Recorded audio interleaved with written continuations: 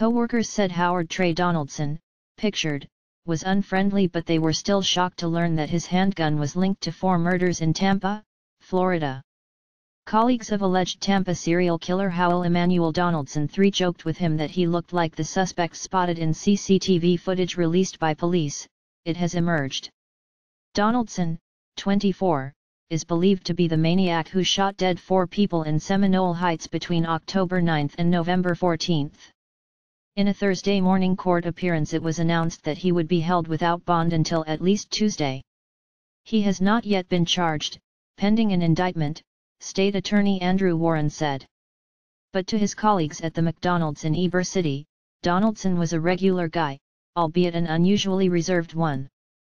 So when police released security footage of the figure they say had haunting the central Tampa neighborhood, they didn't think twice about some good-natured ribbing. "We would tease him and say he was the killer, because he looked like the pictures," Gail Rogers told the Tampa Bay Times. "I called him the killer to his face. He didn't like that."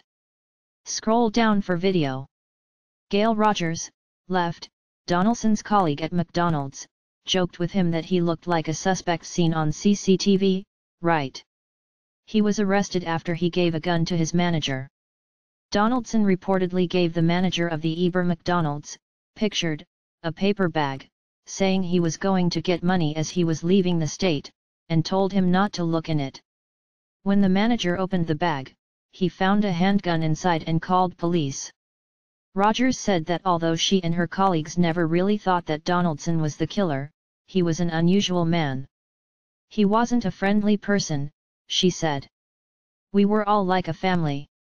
He wasn't like the rest of us." But Donaldson's longtime friends and former classmates, who knew him as Trai, said that he had undergone strange changes in recent months. As a child, friends said, he had grown up in a house that emphasized manners and politeness, and he had been likable and focused. His demeanor was different, he had more of an edge. He had a fuse. "I didn't remember this kid being like this." Childhood pal Ryan Kenworth on Donaldson after they met in Easter.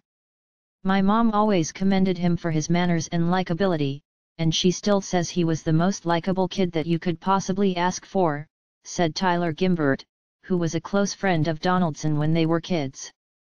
"She started to tear up on the phone when I told her. My dad too. It just doesn't make sense." Gimbert said she hadn't seen him since they were children, but recalled him being the brave one who once picked up snakes and threw them at his friends, initiating a snake war. Donaldson went on to St. John's University in New York, where he played basketball as a guard. His former teammate, fellow guard Gerard Rivers, recalled that he was productive and was at college for academic achievement, rather than sport. But Rivers remembered him as a bold personality unsuited to their position on the court. Donaldson, seen in his yearbook photo, was said by pals to have been a police and smart boy who for some reason turned aggressive after going to university in New York. "He just had a mouth on him really," Rivers said.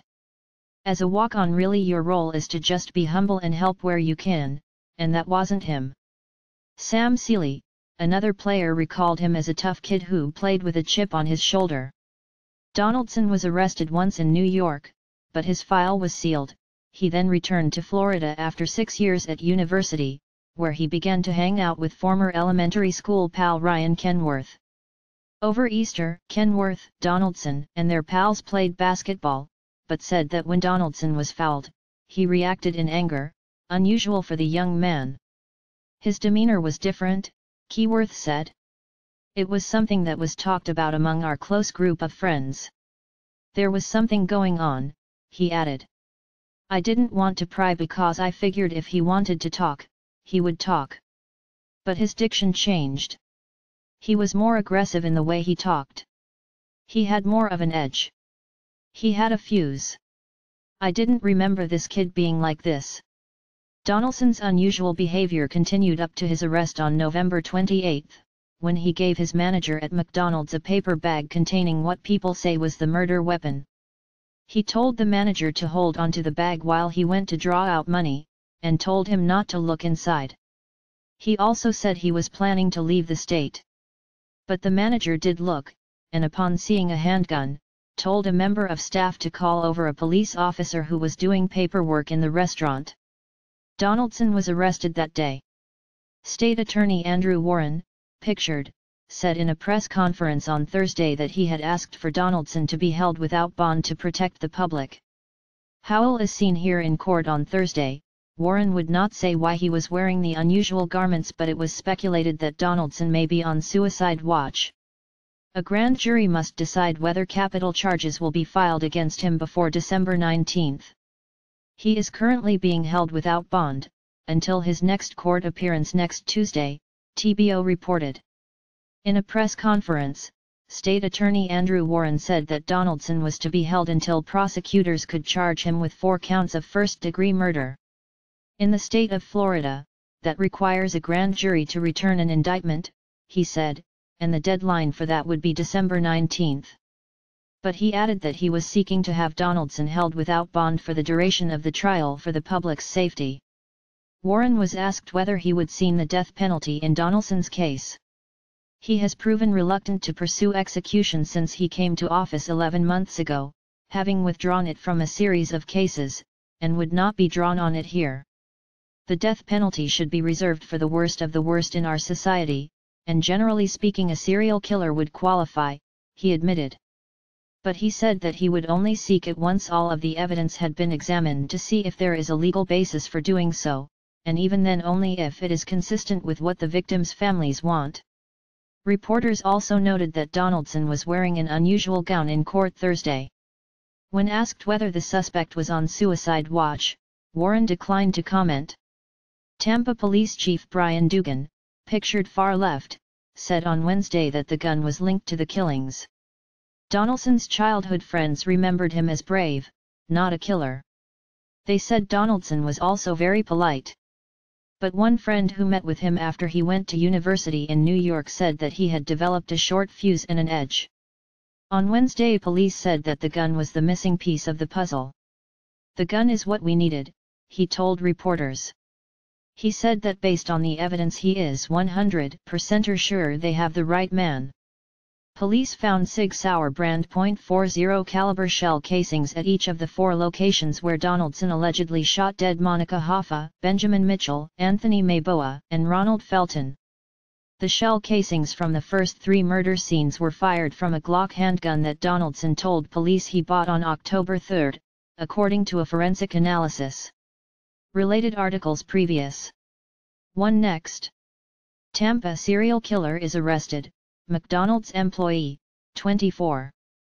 Family of 4th person slain by suspected Tampa serial. Share this article. Share script dm.later, bundle, function, if, dm.rotator, new dm.rotator, p38, pages eyes, 1, page count, 1.0, active class, active, rotate, false, $, number p38.share, .on, click, function, dms.facebook.post tofp, related. He picked up the gun 4 days later and also bought a 20-round box of Sig Sauer brand .40 caliber bullets, according to store receipts. The bullets from Felton's murder weren't available for comparison after the gun was confiscated, but were previously identified as having been fired from the same gun.